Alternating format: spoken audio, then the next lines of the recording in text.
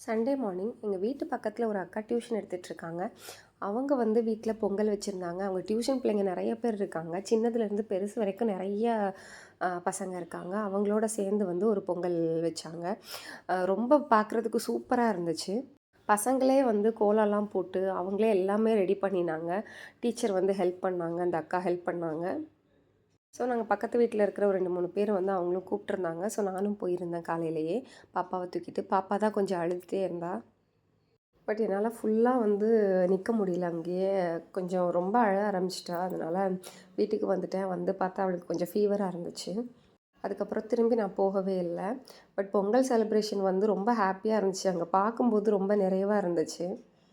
பார்க்குறதுக்கு பயங்கர கலர்ஃபுல்லாக இருந்துச்சு. பிள்ளைங்கள்லாம் ட்ரெஸ் எல்லாம் சூப்பராக பண்ணிட்டு வந்திருந்தாங்க. நான் போயிருந்தப்போ கொஞ்சம் பசங்க தான் வந்திருந்தாங்க. இன்னும் வர வேண்டியது இருந்துச்சு. நான் வீட்டுக்கு வந்ததுக்கு பிறகும் அவங்க வந்து பொங்கல் எனக்காக கொண்டு வந்திருந்தாங்க. ரொம்ப தேங்க்யூ. நல்லா இருந்துச்சு பொங்கல்.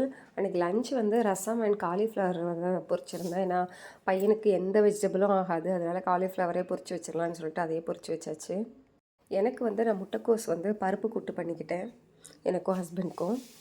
பாப்பாவுக்கு சக்கரை பொங்கல் அவ்வளோ கொடுத்ததில்ல இது வரைக்குமே. ஸோ இதான் ஃபஸ்ட் டைம் கொடுக்குறேன். அதனால் அவளுக்கும் கொஞ்சோண்டு ஊட்டி விட்டேன். நல்லா சாப்பிட்டா. வீடியோ பிடிச்சா லைக் பண்ணுங்கள் அண்ட் ப்ளீஸ் சப்ஸ்கிரைப் பண்ணி சப்போர்ட் பண்ணிக்கோங்க.